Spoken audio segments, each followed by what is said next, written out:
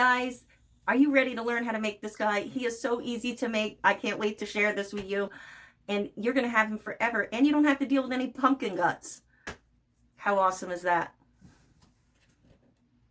I am going to tell you what you need for the next project. You are going to need one of these skulls, some black paint, some white paint, some red paint, some green paint, some orange paint, a paintbrush, a pack of fairy lights, which I don't have out right now.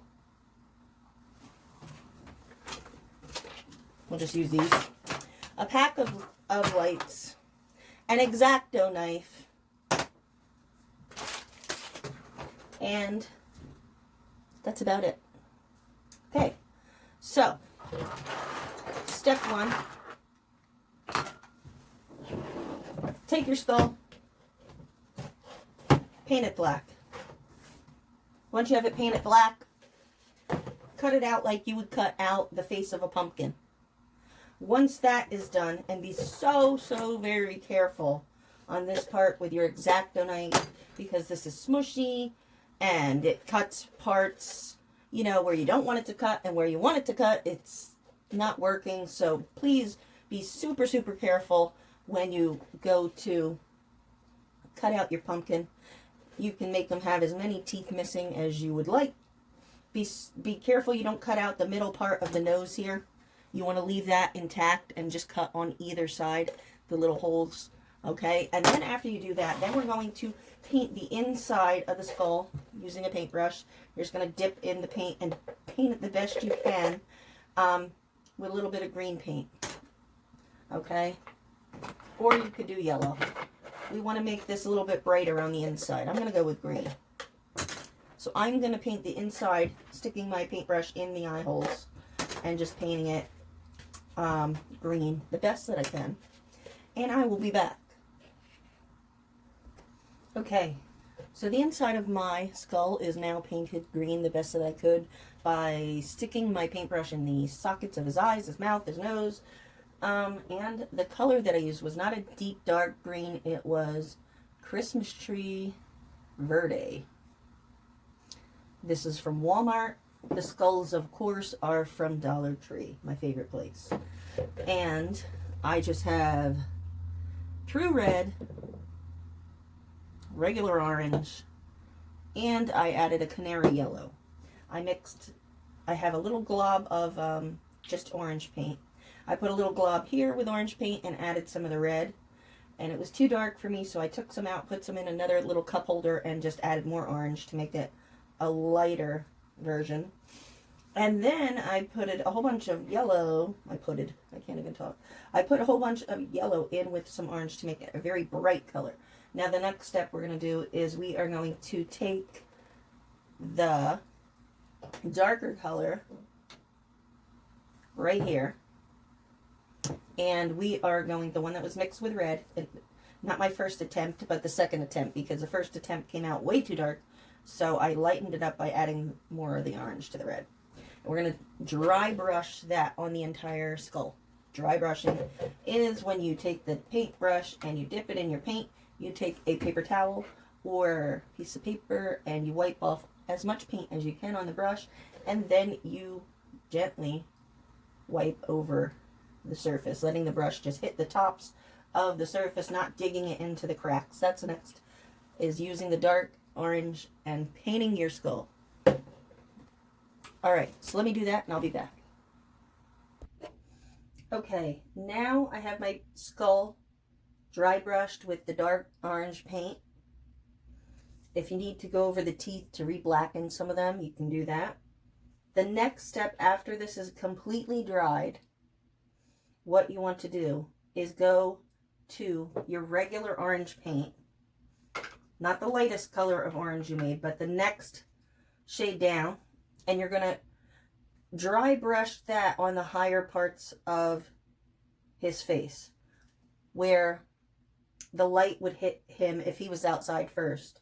So, you know, like his forehead, his cheeks, his nose, his chin, any spot like that, those are the places that you want to put that bright orange color and blend.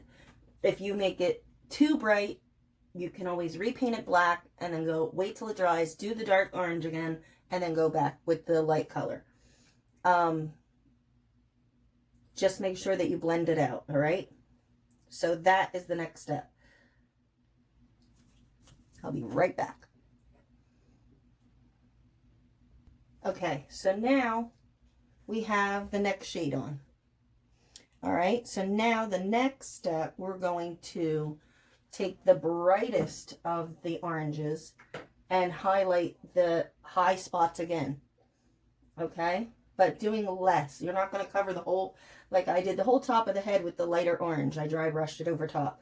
But we're not going to do the whole spot. We're only going to do little bits and pieces, all right, that you really want to pop, like the brow bone here. We really want to pop, so we're going to do that, all right? We're going to do, like, you know, the mouth area here.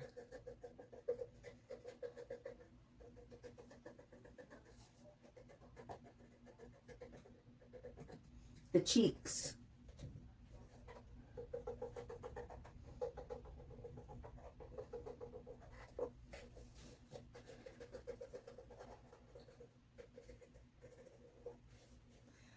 The outer part of the jaw on the bottom. And the very middle part of the jaw.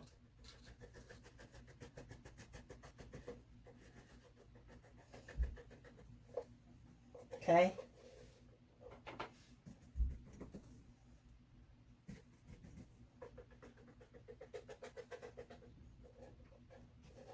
Maybe a little bit over here. You know, just a little tiny area. You don't want to do the whole thing.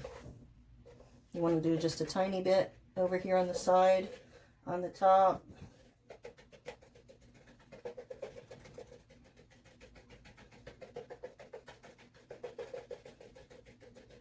And as you can hear, I'm kind of tapping my brush. I'm not scrubbing. I'm not painting. All right. And blend it in. Work it in until you have like almost no paint left on that brush. So it blends with all the other colors evenly. So it kind of disappears. Okay. Now, you can either make an even darker orange, or you can use black and highlight the areas that you want dark. I'm gonna use black and highlight like around the eye sockets and the middle of the nose here, around the edges of the nose. Maybe I'll get a fine paintbrush and put some of the lines back in down by the teeth area. But I wouldn't put a lot of lines. I wouldn't darken up a lot of lines with the black because it makes it tends to make it look cartoony. And if that's the look you're going for, that's fine. But that's kind of not what I'm after here. But I'm going to do that, and I will be back. I'm going to blend in some black spots, and I'll be back. Okay, and we are back, and I am done painting. I'll show you a close-up of the paint where I kept it. I blackened. I used some more black, and I went over what I did here, around the eye sockets, around the nose, these little parts on the mouth, around the mouth again, and then I did retouch it up with the dark orange again. Down the sides, I did do this one crack on the top and no other. And that was it, and that's our paint job. Then I added a little stick at the top for, you know, the stem, and a leaf that I got off of a flower from another project.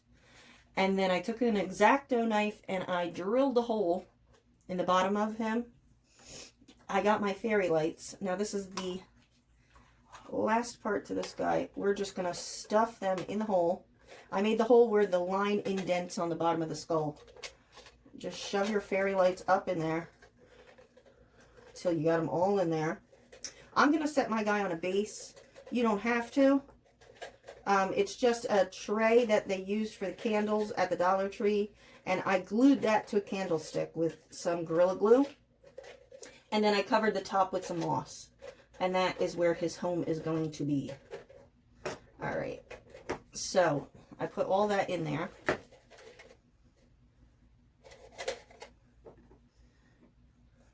Now you see why we did it green, because it lights up the inside of the pumpkin skull so much brighter than if we had painted it black inside. It would be so dark you wouldn't really see the inside of the skull that good. But because we painted a light color, it pops and you can really see it. And I'm gonna dim my ring light a little bit so you can see it even better. He's pretty cool. This would look amazing on the projects that I'm sure you can find on YouTube, where the people stacked the pumpkins into, like, you know, a big tier, and they made them go all different directions. You know, they had like a pumpkin, or they had a skull head here, they had a skull head this way, and then they had one on top another way. That would look so cool if you turned them all into skeleton pumpkins and did that. I think that would look really cool. You could even glue, forget the stem on the top, on the very top guy, and glue like a bowl for the trick-or-treaters. But, excuse me, I need a drink. My throat is dry. But, much better. So that's it.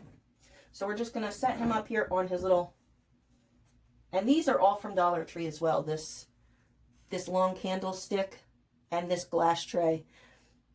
They're just simply glued together, and it makes this pretty awesome base. We're going to set our battery pack there, and our skull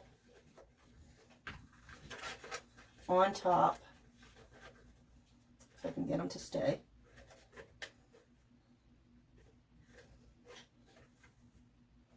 He wants to lean on me. There we go. Thank you for cooperating. Okay, so that's it, guys. I hope you enjoyed this. I hope you try to make one of these, because it was fast, it was easy, it was fun. You could make multiples and stack them together. You can do so many different things with these. It's a pumpkin that's never going to rot, and he looks pretty cool. All right, I have yet another skull project ready for you. This one's going to be a cool one. So stay tuned. I love you guys. You're awesome. You rock. I hope you have a great day. And subscribe.